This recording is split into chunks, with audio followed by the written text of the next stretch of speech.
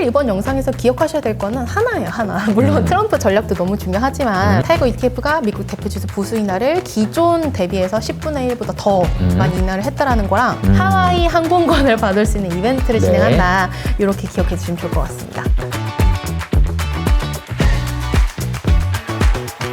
안녕하세요, 이호석입니다. 지난 시간에 배트맨 이렇게 해가지고 재미있게 소개를 해주신 미래에셋 김수정 매니저님 나와주셨습니다. 안녕하세요. 네, 안녕하세요. 타이거 ETF 김수정입니다. 네, 지난번에 배트맨이라는 주제로 아주 재미있게 이야기를 풀어주셨고 주가도 뭐 이제 그동안 딥시크다 뭐다 뭐 말이 많았지만 그래도 뭐 나쁘지 않은 것 같아요. 다시 또 흐름이 나쁘지 않은 것 같은데 지난 시간에 이제 트럼프 2.0 시대에 미국에 투자하는 이유 이걸 설명해 주셨는데 취임을 했습니다. 취임을 했죠. 네, 그리고 이제 행정명령에 막 매일 뭐 사인해가지고 뒤에 막 해가지고 하고 있어요.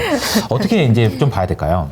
일단 트럼프가 취임한 날부터 지금까지 바람잘 날이 없었고 그다음에 단 하루도 그냥 넘어간 날이 없어요. 몇 시간 만에 입장을 바꾸기도 하고 몇 시간 만에 행정명령을 막 87개씩 사인을 했다라는 뉴스가 뜨고 그래서 저는 이번 기회를 통해서 트럼프가 취임하고 나서 여태까지 어떤 일련의 과정들과 사건들이 있었는지를 한번 정리를 해서 거기서부터 우리가 얻을 수 있는 투자 아이디어는 무엇인가를 한번 정리를 해드리면 좋겠다. 그래서 트럼프가 가고자 하는 방향, 그다음에 트럼프가 여태까지 했던 행정명령들이 가지고 있는 의미를 파악을 한번 해보자. 그래서 투자 전략을 짜보자. 이런 의미라고 봐주시면 됩니다. 그 트럼프는 휴가 안 가나 이런 생각이 들어요. 뭐 매일매일 지금 엄청나게 행정명 사인하고 있어요. 네. 저도 좀 정신이 없는데 네. 일단 가장 먼저 트럼프가 취임을 했던 날부터 가보겠습니다. 네. 왜냐하면 저희가 설 연휴 때문에 놓친 뉴스들이 꽤 있어서 일단 취임식 연설부터 한번 살펴보겠습니다. 지금 보시는 것처럼 국가 안보, 그 다음에 경제, 국제 관계, 사회 정책 이런 부분들에서 다 전방위적으로 얘기를 했어요. 취임식 날 그냥 이제 취임 선언을 제가 말씀드리는 겁니다. 그래서 근데 그 중에서 사실 저희가 포커스해야 되는 부분은 국가 안보죠. 국가 안보. 나머지는 사회적인 면이 좀 있는 부분이니까. 네. 그래서 여기서 이제 포커스가 됐던 건 미국 우선주의를 확인할 수 있었고 무조건 미국 먼저, 미국인을 위한 미국의 대통령이 되겠다라고 얘기를 했죠. 그래서 글로벌 안보, 그 다음에 자국 방어를 위한 국방 예산을 대폭 확대하겠다라고 얘기를 했습니다. 이러면은 사실 수혜가 기대되는 분야는 아무래도 미국 방산 기업들이에요. 미국 방산 기업들이 수혜가 기대됩니다. 그러면 생각해 볼 수 있는 거는 타이거 미국 방산 탑10 ETF가 있는데 네네. 이거 상품을 보신 분들은 근데 로키드 마틴이 실적이 되게 안 좋았던 것 같은데 라는 네네. 생각이 드실 수 있어요. 왜냐면 1월 28일이죠. 로키드 마틴이 저희가 설 연휴 기간에 네. 실적 발표를 했는데 생각보다 되게 안 좋아서 좀 시장에서 평가가 좀 부정적이긴 했습니다. 근데 이런 것들을 감안을 하더라도 큰 하락을 감안을 하더라도 트럼프 선언문을 봤을 때 가장 자기가 계속 많이 열심히 얘기를 했던 거는 국가 안보였기 때문에 이에 대한 예산은 늘어나는 것은 팩트일 것이고 예산에 대한 수혜는 아무래도 미국 방산업체들이 받게 될 것이다라고 생각을 해볼 수가 있습니다. 그러니까 실적은 이제 과거의 실적이고 트럼프가 도와주면 잘 될 거다라고 생각해 보면 주가 빠진 게 럭키 비키 이렇게 생각할 수도 있겠네요. 그렇게 생각하실 수도 있죠. 네. 그리고요. 그리고 나서 한 가지 더는 저는 이번 취임식 때 그 취임식을 이제 라이브로 봤어요. 라이브로 네네네. 봤는데 그 좌석에 한번 집중을 맞아요. 해봤습니다. 맞아요. 네, 이거 아시는 분들은 다 아셨을 텐데. 저도 한번 소개해드린 적이 있긴 해요. 왜냐면, 너무 인상적이었어요. 네, 되게 인상적이었어요. 저도 그걸 보고 저분들이 저렇게 앞에 앉아 있다고? 제가 아시는 얼굴들이 너무나도 앞자리에 앉아 계시는 거예요.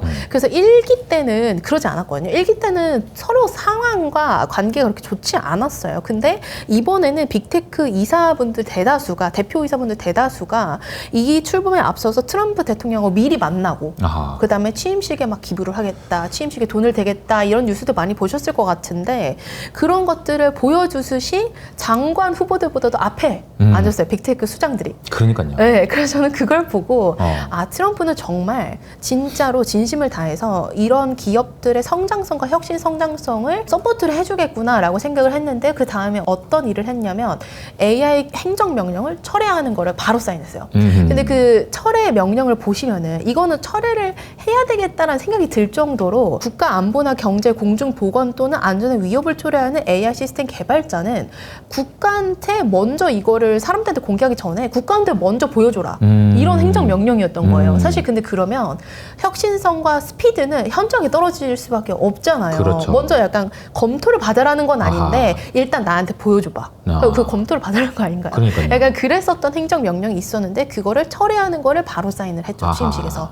그래서 저는 이것을 보면서 되도록이면 미국 경제의 성장의 핵심 축이 되는 AI 개발에 온 힘을 쏟고 있는 미국 빅테크 기업들에 대한 이제 제재라든가 행정명령을 철회함으로써 빅테크들을 이제 도와주겠구나라는 거를 유추를 해볼 수 있는 겁니다. 그래서 제가 지난 시간에 나와서는 이제 미국 빅테크 기업들의 특성을 막 황금알을 낳습니다 막 이러면서 말씀을 드렸다면 이번에는 트럼프가 이야기하고 트럼프 취임식의 배경을 기반으로는 다시 한번 미국 테크 탑10 ETF를 한번 생각해 볼 수 있겠다라는 생각이 들었습니다.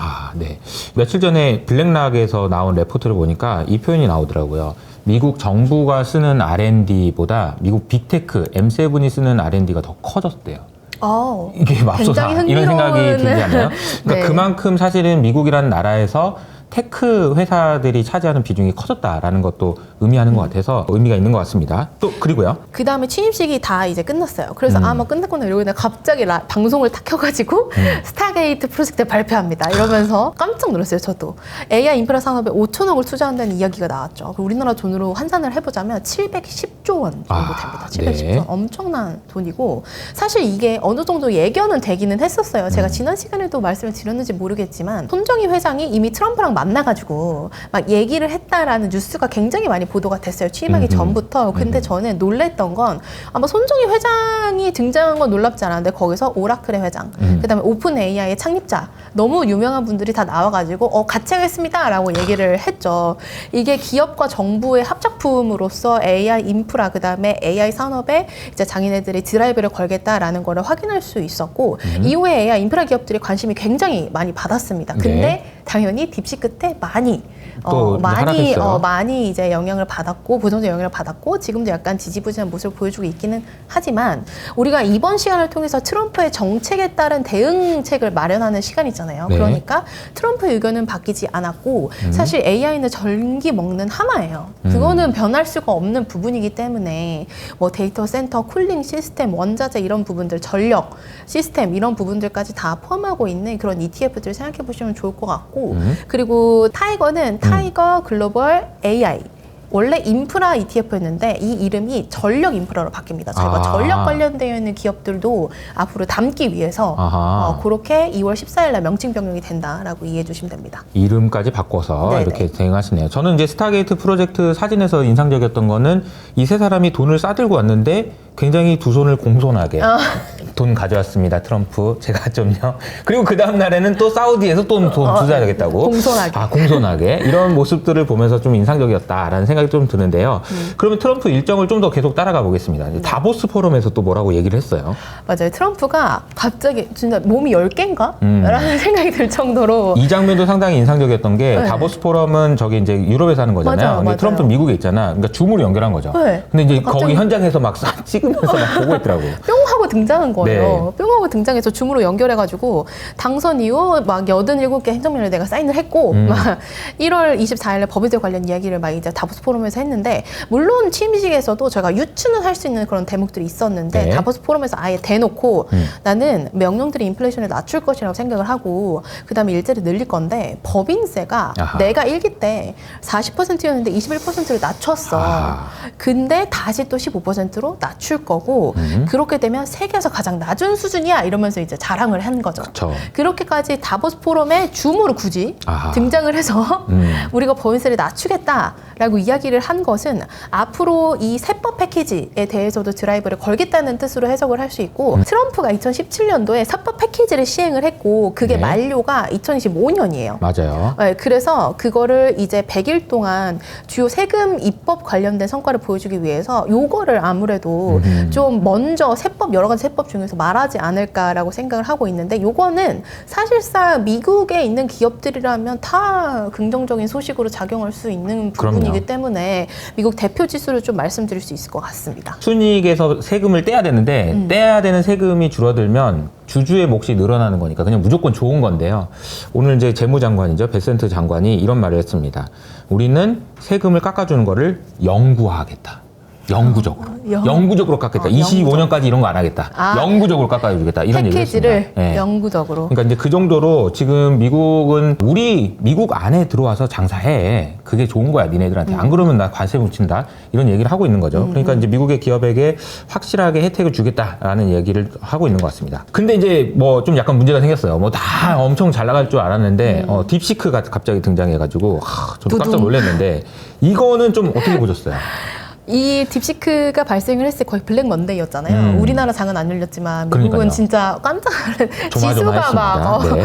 어마무시하게 막 떨어지고 막 그래가지고 특히 AI의 반도체, 그다음에 AI 인프라, 전력 이런 기업들이 많이 영향을 맞았죠. 받았어요. 네. 그래서 저도 깜짝 놀랬던 이유가 여태까지 고점 논란은 계속 있었는데 그래도 굳건했거든요. 맞아요. 엔비디아든 뭐 브로드컴이든 버티고 홀딩스든 등등등등.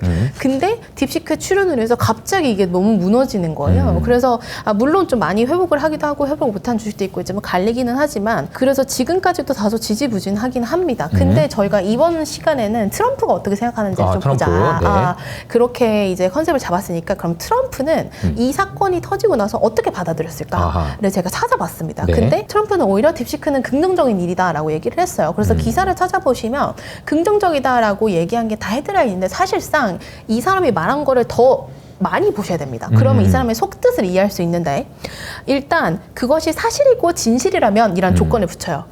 사실이고 진실이라면 그러니까 여기 안에서는 조건문이 붙었다는 건 사실이고 진실일까라는 의문도 포함을 하고 있다는 거고 그 다음에 수십억 달러 지출하는 대신에 적은 비용을 지출하게 되는 것은 좋은 일이다. 근데 여기 뒷마디가 제일 중요합니다. 트럼프 행정부 아래에서 같은 솔루션을 찾길 바란다.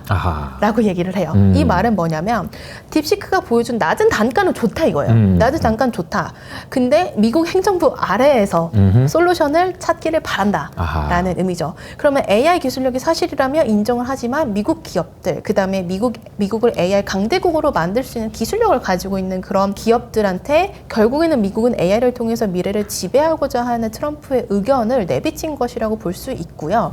물론 제가 AI 기술의 전문가는 아니기 때문에 네. 그 AI 기술력에 대한 판단을 이번 시간에 할 수는 없지만 트럼프는 이 경쟁 구도를 확실하게 이해를 하고 있고 여전히 미국 정부는 AI 기업들을 도와줄 것임을 저희가 유출해 볼 수 있는 그런 대목이기 때문에 오히려 기회가 될 수도 있다.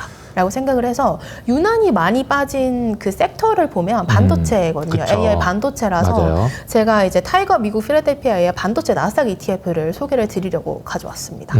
반도체가 많이 빠졌는데 사실 이제 최근에 또 구글이 실적 발표하면서 나 돈 계속 더 쓸 건데 라고 하면서 좀 어제 반등하기도 했어요. 그래서 맞아요. 이 흐름은 이제 계속 가는 것 같은데 이제 좀 흔들리는 구간이니까 체크해 보시면 좋을 것 같고요.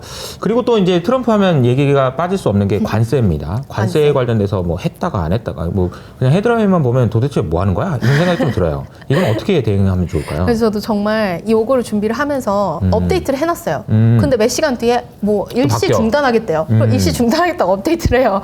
그리고 다른 나라가 또 등장하고 네. 그래가지고 이거를 계속 팔로우업을 하는 거는 사실상 일단은 좀 떨어져서 트럼프 1기 때 어땠는지를 보자. 1기 때. 1기 때 어땠는지를 보자. 1기 때도 여러분 관세 전쟁 장난 아니었습니다. 기억하실 거예요. 기억하시잖아요. 저기 그 김수영 팀장님이 그때 뭐 하고 있었죠? 2018년에? 제가 그때 RA였습니다. 리서치 네. 센터에서. 리서치 센터에서 우리 여러분 잘 아시는 김효진 팀장님 밑에서. 그때는 이효석. 저 2020년부터 제가 저 팀장 했었고. 말고 그 이은택 팀장님. 이은택 팀장님. 네. 그러니까 이은택 팀장님, 김효진 팀장님, 그리고 이효석 팀장님까지. 맞아요. 그 팀장님 세 분을 다 모셨던 짧은 시간에.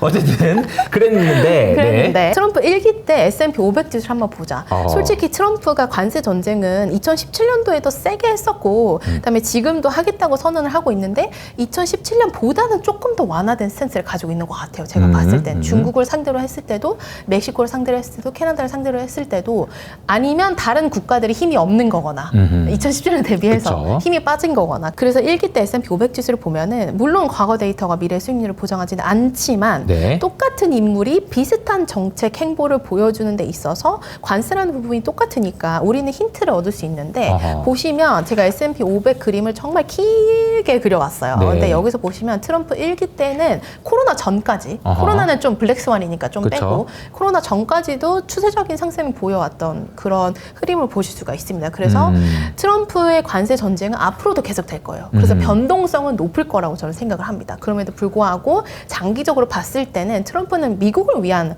대통령을 추구하고 있기 때문에 미국 기업들한테 크나큰 해가 되는 방향으로 가지는 않을 가능성이 높다라고 생각을 합니다. 네. 그리고 제가 마지막으로 듣기에는 이게 미국 대표지수 관련해서 이벤트를 진행하신다고. 근데 이제 총 보수를 인하하신다고? 그게 어떤 내용이에요?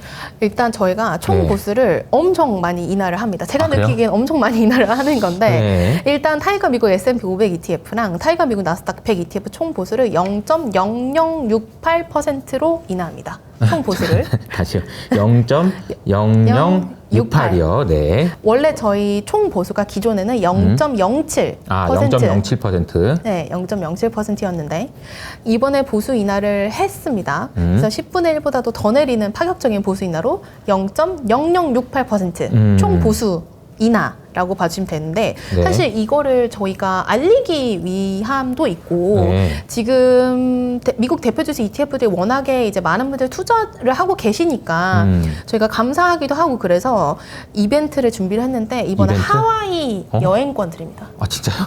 하와이 여행권? 하와이 여행권이는 아니고 정확하게 말하면 항공권. 항공권. 네. 2인 세트로 다녀오시라고 드리고 그다음에 그리고 스탠바이미 네. 요즘 드리고 유명하죠. 스탠바이미 저도 갖고 싶은데 저는 아, 네. 어차피 못 받기 때문에 그리고 포시즌즈 호텔 뷔페 식사권 등등등 680분한테 저희가 엄청난 경품을 드리니까 네. 꼭 구독자분들 참여해 주시면 좋을 것 같고 참여 네네. 방법은 저희 홈페이지를 들어오시면 바로 팝업 배너가 떠 있어요. 그래서 그거 누르셔가지고 설명이 있으니까 퀴즈도 있고 그다음에 보유 인증도 있는데 참여하셔서 꼭 행운이 따랐으면 좋겠습니다. 알겠습니다. 네.